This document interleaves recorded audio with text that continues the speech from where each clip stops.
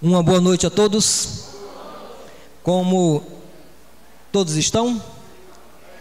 Acredito que já estão bem descansados, né? Preparados para uma nova semana que diante de nós está. E nesta noite nós temos a alegria de estarmos reunidos mais uma vez em nome do Senhor para essa série de domingos especiais, como o Eduardo já frisou, com o objetivo de renovarmos, né, a nossa mente, renovarmos nossas lembranças quanto àquilo que nós acreditamos mediante exatamente os ensinamentos da Bíblia que nós temos. Começo nessa noite mais uma vez lendo com vocês Deuteronômio, capítulo 31, verso 9.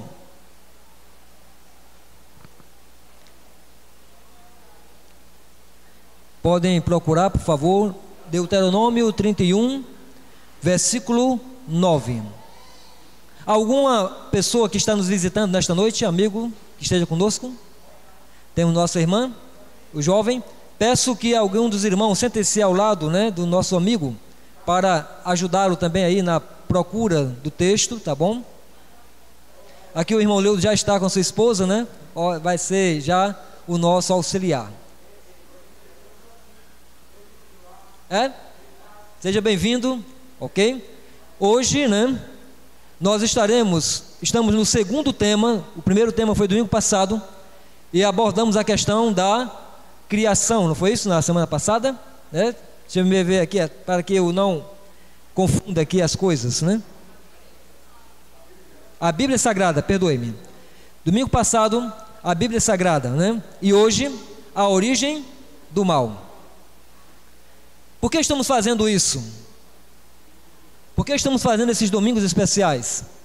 Porque essa é uma orientação da Bíblia, né? Está aqui em Deuteronômio,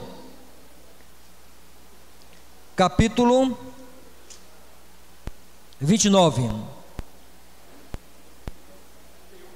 Perdoe-me, virou aqui a página. 31. 31, 9, exatamente. Vamos lá ler então. Capítulo 31, verso 9. Moisés escreveu esta lei, ele está falando aqui, né, do Velho Testamento, e a deu aos sacerdotes, filhos de Levi, que transportavam a arca da aliança do Senhor, pelo menos os 5 primeiros livros da Bíblia, e a todos os líderes de Israel. E Moisés lhes ordenou, ao final de cada 7 anos, no ano do cancelamento das dívidas, durante a festa das cabanas, quando todo Israel vier apresentar-se ao Senhor, o seu Deus, no local que ele escolher, vocês lerão esta lei perante eles, para que a escutem. Reúnam o povo, homens, mulheres e crianças, e os estrangeiros que morarem nas suas cidades, para que ouçam e aprendam a temer o Senhor, o seu Deus, e sigam fielmente todas as palavras desta lei. Os seus filhos, que não conhecem esta lei, terão que ouvi-la e aprender a temer ao Senhor, o seu Deus. Tá bom?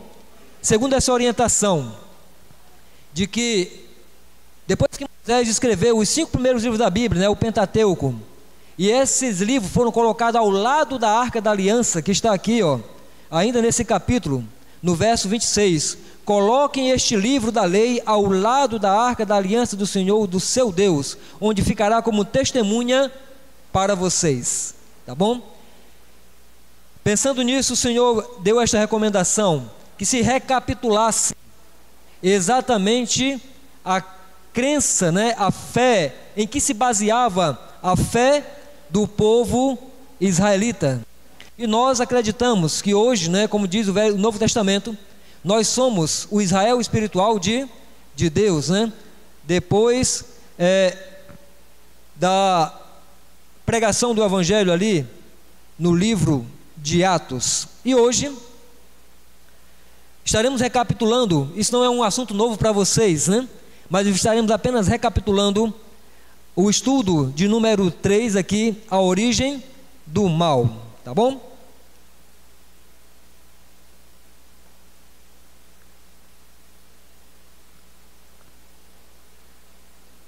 Poderíamos apresentar alguma justificativa para a origem do mal?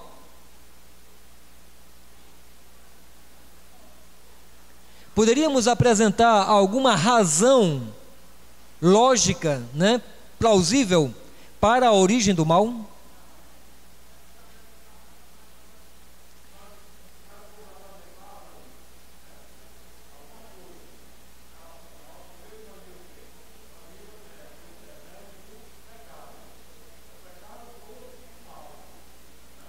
Então a segunda pergunta é, irmão Leudo, como então o mal surgiu em um ambiente perfeito?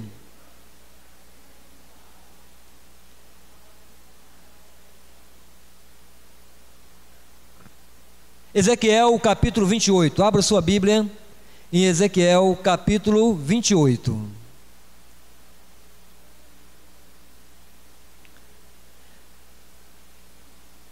Nós dividimos o estudo desta noite em 3 tópicos.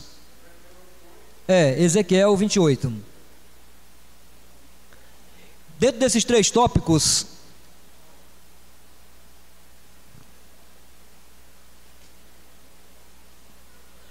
nós gostaríamos então, do primeiro tópico, abordar a questão: como surgiu o mal em um ambiente perfeito?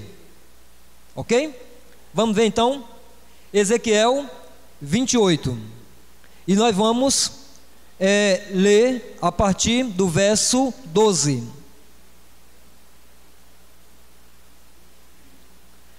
Filho do homem, erga um lamento a respeito do rei de Tiro, né? Ezequiel capítulo 28, verso 11. Nesse texto, Ezequiel está usando a figura de um rei humano para descrever exatamente, né, como era o caráter, né, como era a personalidade dos seres celestiais e aonde o ambiente, aonde surgiu primeiramente o mal. Então vamos lá. Filho do homem, erga um lamento a respeito do rei de Tiro, Tiro na cidade, né? E diga-lhe: assim diz o soberano, o Senhor: você era o modelo da perfeição, cheio de sabedoria e de perfeita beleza. Você estava no Éden, no jardim de Deus. Todas as pedras preciosas o enfeitavam. Falando da glória deste ser, ele diz: a sua veste era como o brilho do sárdio, o brilho do topázio, o brilho do diamante, o brilho do berilo, do ônix, do jaspe, da safira, do carbúnculo e da esmeralda. Os seus engastes, né, a sua beleza, era como feito de ouro. Tudo foi preparado no dia em que você foi criado. Você foi ungido como um querubim guardião, pois para isso eu o designei. Você estava no monte santo de Deus e caminhava entre as pedras fulgurantes.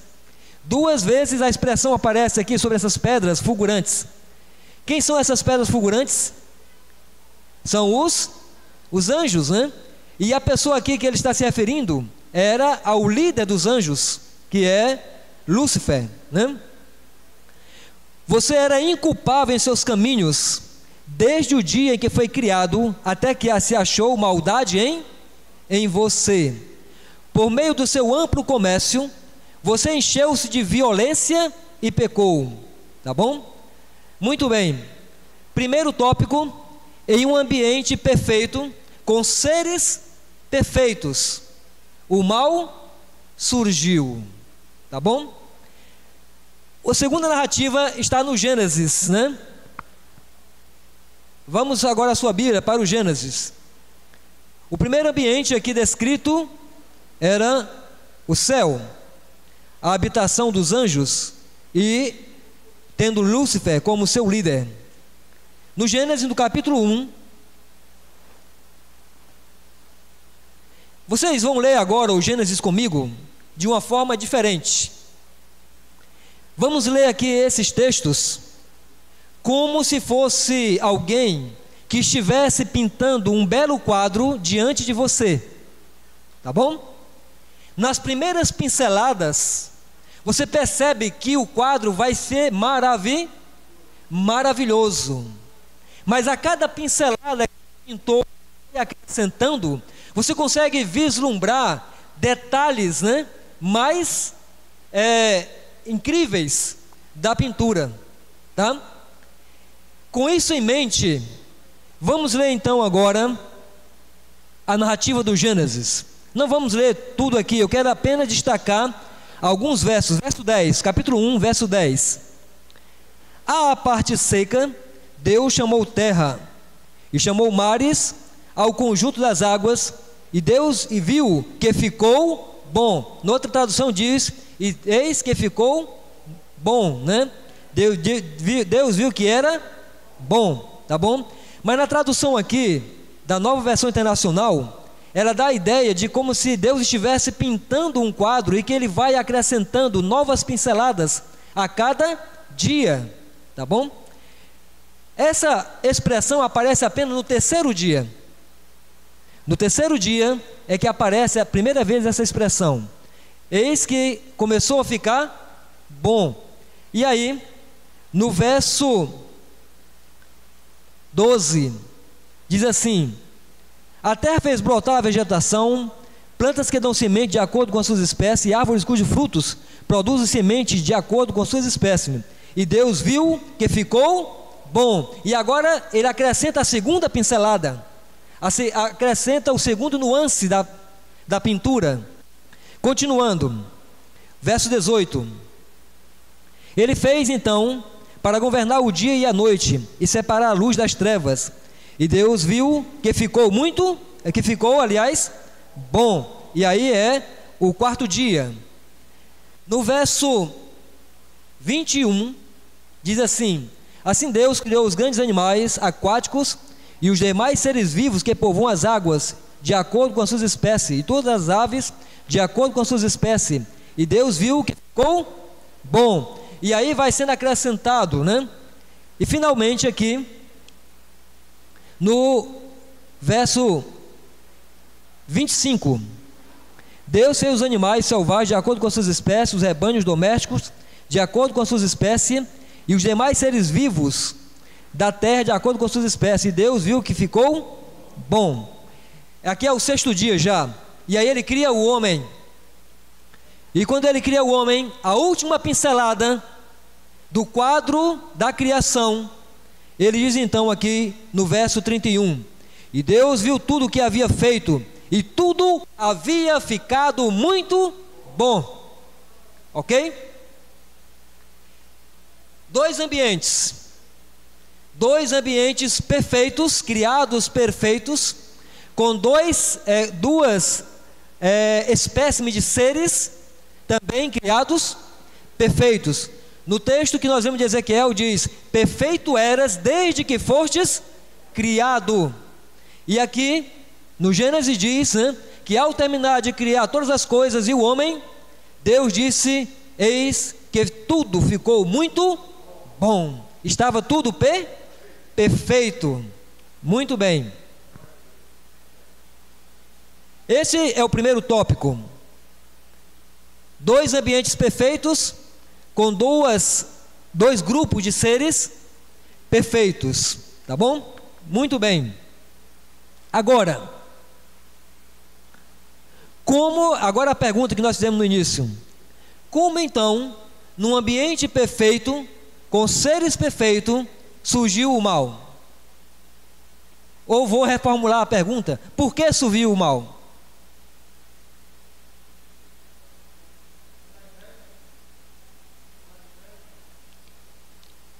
Antes de darmos as causas, precisamos diagnosticar, né, o princípio que gerou isso daí, tá? Ambiente perfeito, seres perfeitos, mas você não pode esquecer um detalhe nessa perfeição: é que estes seres, nesses dois ambientes, Ambos foram criados à imagem e semelhança de Deus. E uma das características da imagem e semelhança de Deus é a liberdade, o poder de escolha, o livre arbítrio que Deus tinha dotado a todos esses dois seres. Muito bem.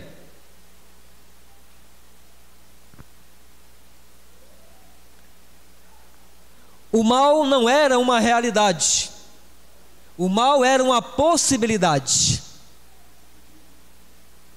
Ok? Concordam com isso? Né? O mal não era uma realidade, mas o mal era uma possibilidade. Por quê? Porque aqueles seres tinham sido criados livres. Ok? Livres. Isso. E não é possível se ter liberdade se não houver duas escolhas. Concordam? Seria inútil eu dizer para você que você é totalmente livre, mas você só tem uma possibilidade de escolha. Que liberdade é essa? Ok? Então, seguindo o raciocínio, um ambiente perfeito, seres perfeitos, e esses seres perfeitos tinham a possibilidade de escolher. Agora, eles foram criados à imagem e semelhança de quem? De Deus. Então Deus também tem o seu próprio livre-arbítrio, ou não? Sim, Deus também, Ele tem o seu próprio livre-arbítrio, como Ele nos dotou do nosso. Ok? Então Deus, usando do seu livre-arbítrio, Ele escolheu dar aos anjos e ao homem o bem, o conhecimento do bem e também a experiência dele. Ok? A experiência dele. Mas lembre-se, o mal não era uma realidade, o mal era uma possibilidade. Tá certo? Muito bem. Agora, qual é a diferença do livre-arbítrio de Deus e o nosso nessa questão da origem do mal?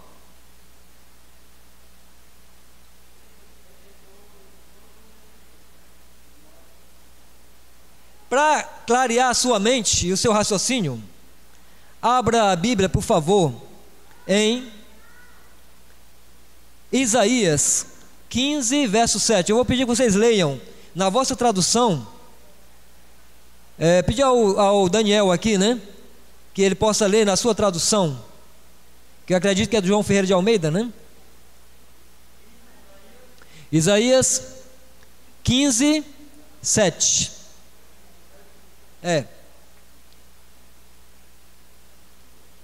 Estamos relembrando a doutrina, a origem do mal. Mas vocês precisam seguir a linha de raciocínio. Pode ler, por favor. Pode ficar em pé, Daniel. Obrigado.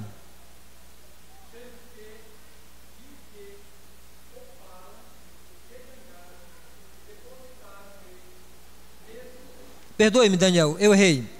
É 45:7. É porque eu anotei aqui e ficou parecido com 1. Perdoe-me. 45:7. Agora é uma pegadinha também, né? Se o pregador não soubesse o texto, ele ficaria desacreditado agora, né? Vamos lá.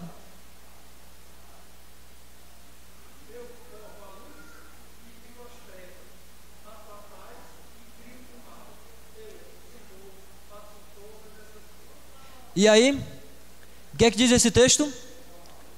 O que é que diz Gênesis? E criou Deus, né, os luminares, a luz e as trevas. Mas aí o texto diz assim: eu crio o mal. Em que sentido Deus cria o mal? Como explicar esse texto à luz do livre-arbítrio?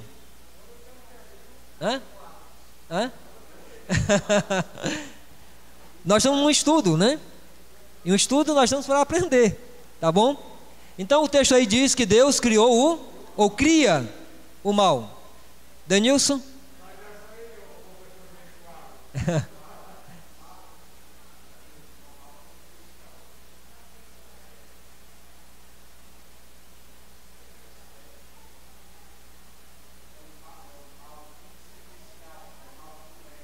Certo, isso, certo.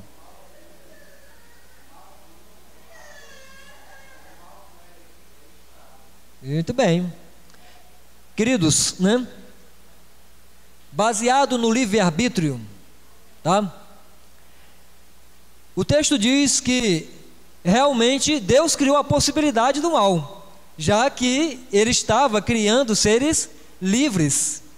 A questão é, foi o que eu perguntei, qual é a diferença do seu livre-arbítrio para o de Deus? É que Deus, Ele não é afetado pelo mal, embora o conheça. Entende? Entenda isso, né? Por acaso Deus não conhece o mal? Sim, mas esse conhecimento não afeta o seu caráter para Ele praticá-lo. Entende? Imagine se Deus, com todo o seu poder, quisesse ser mau. O que seria de nós? Então veja, o fato de Deus conhecer o mal não o afeta, não afeta o seu caráter. Enquanto que eu e você, com o nosso livre-arbítrio, e Deus então na sua sabedoria, né, deu apenas ao conhecimento do bem, né, do bom, do que é bom, tanto aos anjos como aos homens. Ele sabia o estrago que o conhecimento do mal causaria a nós, seres criados. Ok? Imagine o diálogo.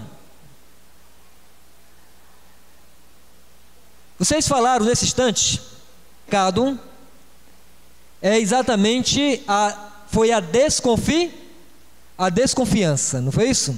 O diálogo de Deus com os seres criados. E Deus diz, ou ao homem, não, ao anjo, o seguinte: olha, o que eu estou dando a você, a experiência que eu tenho do bem, né, do que é bom, eu estou dando porque eu quero a sua felicidade. Tá bom? Muito bem. Mas sabe explicar?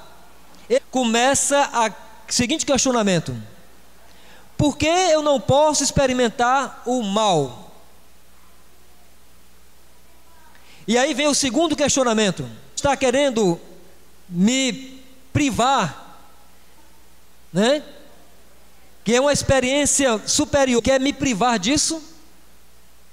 E aí Deus diz para ele: olha, não existe isso de eu querer estar ali querendo lhe privar de nada. Eu sei o quanto o mal destruí-lo, ou o quanto o mal pode afetar. Eu também sei que ao você experimentá-lo, você na questão do mal, tá bom? Mas ele está falando para seres livres. E como ele está falando para seres livres, o ser livre, ou ele desconta, e aí está, né, a questão da origem do mal, de uma explicação. Agora, o que existe é exatamente uma apresentação das consequências dessa. Há uma ilustração que eu repito nos meus estudos. Homens estavam doentes e foram colocados dentro de um quarto no hospital. O quarto era completamente fechado, já sabe dessa ilustração? Então, no quarto havia apenas uma pequena janela, outro extremo do quarto. Os dois homens tinham o mesmo problema, eles estavam com problema de respiração. Hoje, né, dentro do nosso contexto, faremos que eles estavam de respiratórios, tá bom? Um deles tinha que ficar totalmente deitado, não pensamento, de jeito nenhum. Esse homem, o que estava junto à janela, ele, por dia, apoiado nos cotovelos, levantar a cenagem dos líquidos do pulmão. ok? Todos os dias a enfermeira entrava naquele horário, a cama não levanta, então ela ajustava a cama lá, e nesse momento esse homem podia olhar para a janela. Olha, eu estou vendo aqui belas ainda, que valia a pena viver, e assim por diante. Recapitulando, a origem do mal tem uma explicação? Sim ou não? Não, tá bom? O mal era como eu falei, a frase? Isso, né? Pronto, o mal não era uma realidade, mas ele era uma possibilidade, porque Deus nos criou livres. Nós entendemos isso, tá? Entendemos também que Gênesis 3,15 diz que Satanás nunca teria pleno domínio sobre o ser humano. Haveria uma forma de escape. Em Cristo Jesus, nós temos todo o auxílio para podermos vencer, né? Essa é a promessa de Gênesis 3,15, tá bom? E a origem do mal, ela é baseada no princípio da desconfiança. Foi isso lá no céu e foi isso também lá no Éden. Por que Adão e Eva pecaram? Porque desconfiaram daquilo que Deus tinha orientado a eles. Por quê? Porque acreditavam que estavam sendo privados de uma experiência maior que Deus possuía e que não queria compartilhar com eles. Mesmo Deus tendo dito: olha, não há nada disso, eu não estou querendo esconder nada de vocês, eu não estou querendo privar vocês de nada. O que eu quero, o que eu estou dizendo para vocês é porque eu sei os efeitos que o mal vão causar em vocês. E eu gostaria muito de precavê-los disso, mas eu não posso tomar essa decisão. Vocês é que têm que tomar, porque vocês são livres, tá bom? Infelizmente, a livre escolha foi feita de forma errada. E aí agora aprendemos que o Senhor tem um plano, o plano de nos fortalecer, né, todos os dias para as boas escolhas. Encerramos então com esse texto aqui de 2 Timóteo, capítulo 3, verso 17.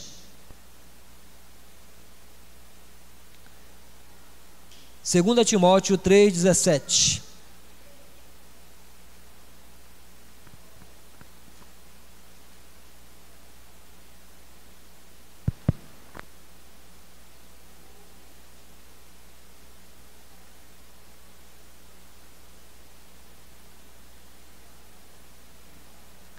Depois de falar os benefícios, né, das Escrituras na vida do ser humano, ele diz assim então no verso 17: para que o homem de Deus seja apto e plenamente preparado para toda boa obra.